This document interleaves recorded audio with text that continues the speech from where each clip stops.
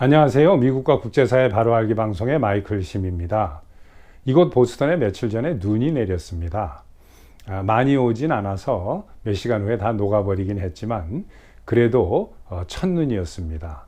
세월이 흐른다는 것을 실감할 수 있어서 제가 잠깐 저희 집 뒤에 뒷마당에 나가서 사진을 한 장 찍었습니다. 그래서 오늘은 이 저희 집 뒷마당을 배경으로 해서 여러분들께 말씀을 드려볼까 합니다. 자, 미국 헌정 역사상 유례 없이 현직에 있는 국회의장이 하원 의장이 파면을 당한 그 사건의 주인공인 전 케빈 머카시 미 하원 의장이 그 의장직에서만 파면된 게 아니고 이달 말에 정계를 완전히 떠나서 은퇴할 것을 선언을 했습니다. 자, 이 사건은 어마어마한 지각 변동을 이야기하는 사건인데 어느 언론도 이것을 자세하게 보도하고 있지 않아서 제가 오늘 짧게나마 여러분들께 그 의미가 무엇인지 말씀을 좀 드려보려고 합니다. 이 사건은 그냥 보통 예사로운 사건이 아니라 지난 6년 동안 미 공화당 내부에서 양분되어 있는 세력의 이 권력 다툼에서 트럼프 대통령이 완전히 대승을 거두는 길로 그 서막이 올라가는 이러한 큰 사건입니다. 제가 지난 7월 달에 제 영상 256회에서도 캘리포니아의 CRP와 CRA 이렇게 해가지고 영상을 하나 올린 게 있습니다. 그때도 제가 말씀을 드렸지만은 트럼프 대통령을 캘리포니아 주의 그 공화당 대통령 후보로 뽑는 것에 그 방해를 하기 위해서 그 당내 규정을 바꾸는 이야기를 이렇게 말씀을 드린 적이 있습니다. 자, 그런데 여기에서 완전히 그동안의 기득권층이었던 공화당 세력이 무너지면서 트럼피즘이 승리를 해서 이제는 공화당이 새로 태어나서 보수 크리스찬 애국주의 당으로 완전히 탈바꿈을 하는 그 첫 번째의 문이 활짝 열리는 그러한 사건입니다. 우선 이 케빈 머카시 하원 의장이 의장직에서 파면당하고 쫓겨나간 이유도 이 사람은 라이노입니다. 라이노이면서 민주당과 이 어떤 밀당을 하고 이렇게 기브 앤 테이크 식으로 입법부를 운영을 해 나가니까, 물론 국회의장이니까 그 야당하고 이런저런 것을 국회 내에서 밀당을 하고 니고시에이션 얼마든지 할 수 있습니다. 하지만 그 정도가 너무 심하고 그 바이든 그 민주당 현 정권에 주지 말아야 할 돈들을 계속 예산을 이 승인을 하니까, 그러니까 거기에 이제 화가 난 겁니다. 여러분들 아시겠지만 미국 입법부 의회가 가지고 있는 가장 막강한 파워가 돈줄입니다. 그래서 의회가 그 행정부에다 돈을 안 주면은 정부는 일을 하지 못하죠. 그런데 이것을 바이든이 달라는 대로 계속해서 주고 하니까 도저히 참지를 못하고 있었던 이 국회 공화당 내에 트럼프 대통령의 막강한 마가 세력, 그러니까 플로리다주의 맷 게이츠 의원이라든가 또는 콜로라도주의 보보트 의원, 이런 사람들, 또 마저리 테일러 그린, 이런 막강한 트럼프 마가파 의원들이 그 세력이 점점 강해지면서 의회 내에서 이게 집결이 되니까 이 사람들이 모여가지고 국회의장을 그냥 파면시켜버린 겁니다. 자, 그런데 이 케빈 머카시가 이제 잘려나간 다음에 공석이었을 때 차기 미 하원 의장직에 이제 이름이 거명된 사람이 몇 명 있습니다. 현직 마이크 존슨 의장이 선출되기 직전까지 계속해서 이름이 거론됐던 사람이 누구냐면 미네소타주의 의원인 타머스 에머 의원입니다. 그냥 타머스라고 안 그러고 짧게 탐 에머라고 하는데, 이 사람 이름이 계속 거론됐는데 이걸 왜 거론됐냐면은 이게 공화당의 기득권 세력인 부시 세력이 계속해서 이 사람을 밀은 거예요.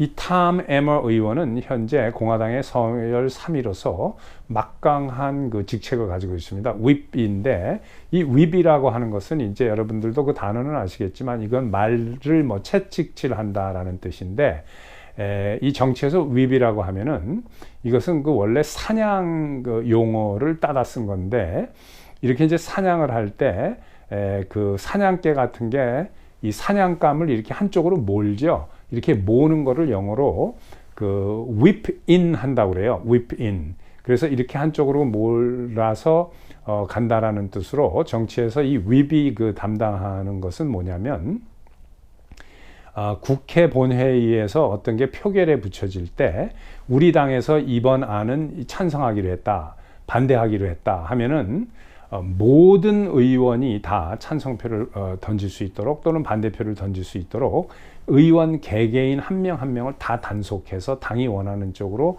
그 투표를 하도록, 표를 던지도록 하는 그 막강한 그 일을 담당하는 게 윕입니다. 그래서 지금 이 탐 에머가 윕인데, 말씀드렸듯이 라이너예요, 이 사람도.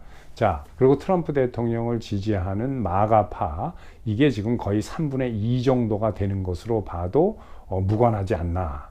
그리고 그 중간에 있는 사람들도 자꾸 트럼피즘, 마가 쪽으로 지금 공화당이 기울고 있다는 게 확실해 보입니다. 그러니까 케빈 머카시가 의장직에서 쫓겨나고 탐 에머 같은 사람이 의장에 선출이 안 되고, 마이크 존슨 같은 완전 보수 전통 그 크리스찬인 애국주의자, 이런 사람이 현직 지금 새로운 의장에 선출이 되는 일이 벌어지고 있는 겁니다. 엄청나게 고무적인 일로 봐야 돼요.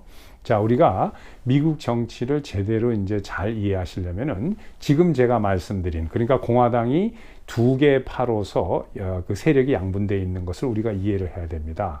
그래서 이 라이너들, 약 3분의 1 정도로 이렇게 볼 수 있는 이 라이너들, 부시 계열의 이 파는 글로벌리스트들이에요. 이 사람들은 글로벌리즘 정책을 지향하는 의원들입니다. 그리고 트럼프 대통령은 이제 반글로벌리스트고, 그래서 민주당과 이 공화당의 부시 세력, 전통 기득권 측 세력인 약 3분의 1 정도는 그 맥락을 같이 하고, 이 아이디올로지를 같이 하고 있는 거예요. 이데올로기를. 우리가 이것을 이해해야 됩니다. 그러니까 공화당과 민주당이 손을 잡고 언론과 함께 트럼프를 공격하는 거예요. 이게 같은 글로벌 세력이니까. 근데 트럼피즘은 반글로벌 세력인 겁니다.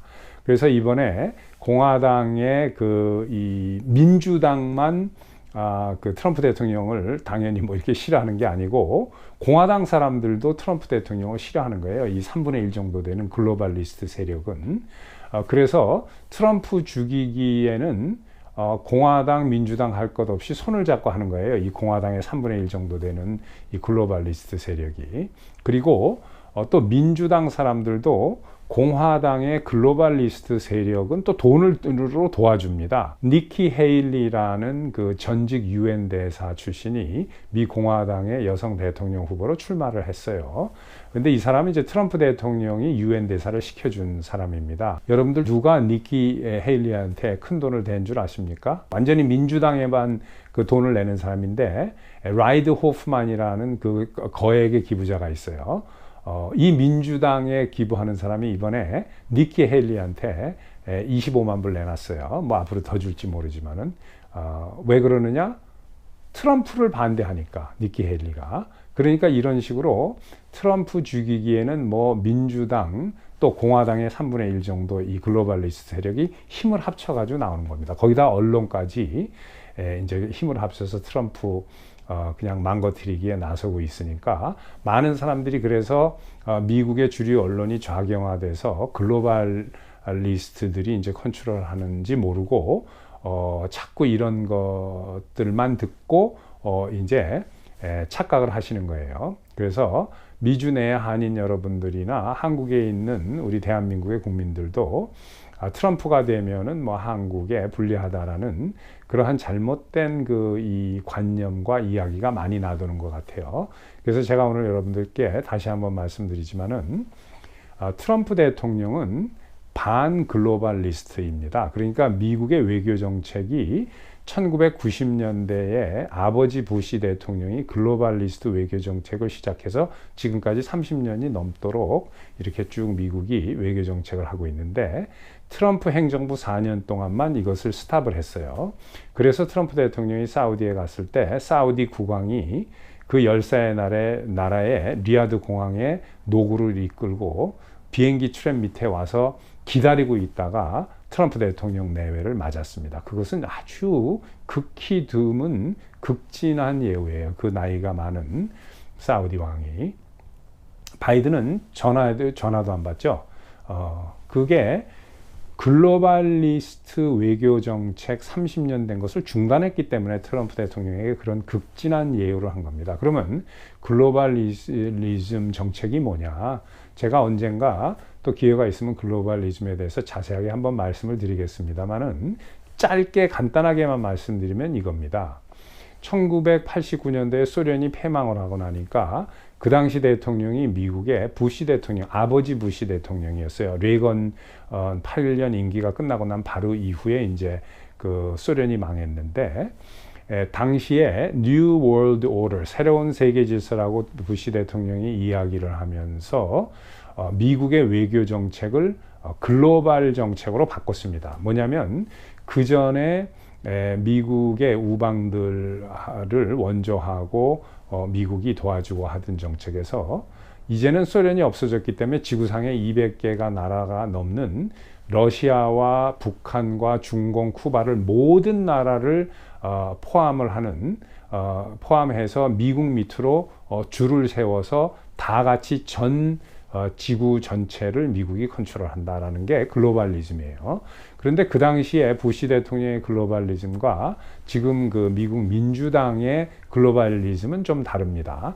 당시에 미 공화당 부시 대통령의 글로벌리즘은 국경이나 이런 걸 무너뜨리자는 건 아니었고, 국경의 장벽을 낮추고, 그래서 미국의 대자본이나 미국의 비즈니스, 그 대기업들이 어느 나라든 전 세계를 쉽게 들락날락거리면서 비즈니스 할 수 있는 환경을 만들어 놓고, 미국이 정치뿐만 아니라 그 경제에서도 전 세계를 하나의 시장으로 보고 컨트롤하겠다는 게 당시의 부시 대통령의 글로벌리즘이었고, 지금 민주당이 그 다음부터 이제 클린턴으로부터 오바마, 지금 현재 바이든까지 오는 이 민주당은 그거를 그대로 존중을 하면서 약간 사회주의 형식을 얹어서 미국이 계속해서 전 세계의 슈퍼파워로서 그 헤게모니를 유지하겠다는 거예요. 그러니까 미국 밑으로 모든 나라를 줄 세우겠다라는 것은 똑같은 거예요. 그래서 우크라이나 전쟁도 일으키는 거고. 하지만 트럼프 대통령은 그거를 반대하는 대통령입니다. 트럼프 대통령은 회귀주의자예요. 그러니까 1990년대에 새로 세워진 미국의 글로벌리스트 외교 정책을 버리고 80년대 레이건 상태로 돌아가자. 그건 무슨 뜻이냐면, 미국과 설린 우호 관계를 유지하는 우방들과 관계를 돈독히 하고, 그 이외에 러시아나 중공과 같은 이런 나라는 거리를 둬서 견제를 하는 정책을 하자라는 게 트럼프 대통령의 트럼피즘이고, 그것이 반글로벌리즘, 거꾸로 얘기하면은 마가주의 그 트럼피즘입니다. 다시 얘기하면 이거를 이해를 못하고 많은 사람들이 미국의 민주당과 공화당의 일부, 약 3분의 1 정도, 그 다음에 미국의 언론이 계속해서 주장하고 선동하는데 다 넘어가 버리는 겁니다. 그래서 우리가 이것을 좀 더 제대로 알아야 되겠다 하는 말씀을 드립니다. 기업을 하더라도 전 지구에 200여 개가 넘는 나라를 상대로 장사를 하는 게 낫겠죠. 그러니까 트럼프 대통령을 다들 견제를 하는 겁니다. 제약회사고 빅텍이고 빅머니고 월스트리트의 그 대자본이고, 또 모든 대기업이 트럼프 대통령을 그 반대를 하고 민주당 정책을 계속 옹호를 하는 겁니다. 그것이 기업에 더 좋기 때문에. 그러나 트럼프 대통령은 전 세계는 그런 식으로 미국 한 나라가 완전히 이 팍스 아메리카나 옛날의 로마 시대처럼 군림을 하고 그 밑에 모든 200개 나라를 줄을 세우는 이러한 정책을 해서는 안 된다. 그래서 반 글로벌리즘으로 하고 트럼피즘이 미국의 외교 정책을 대신해야 된다고 실제로 대신했죠. 4년 동안 2017년부터 2021년 초까지. 그래서 다시 그걸 실천하려고 하니까 모든 특히 기업과 이런 데서 다 반대하는 겁니다. 민주당은 물론이고 그런 그 대기업과 대자본이 전 세계를 들락거리기 쉽게 하는 그런 걸 선호하는 부시 계열의 공화당의 글로벌리스트들도 민주당과 손을 잡고 그 트럼프 대통령 죽이기에 나서는 거예요. 그래서 우리가 트럼피즘이 무엇인지를 똑바로 알아야 될 거고, 그 다음에 한국도 좀 더 그 미국과 이렇게 성숙한 상호 관계를 가져야 되겠다. 이 국력이 신장하는 거에 걸맞게. 그러려면 트럼프 대통령이 미국의 대통령이 되는 게 결코 한국에 불리한 것이라는 생각을, 잘못된 생각을 우리가 버려야 되는 겁니다. 자, 오늘 이런 이야기를 해봤습니다. 자, 감사합니다. 또 뵙겠습니다.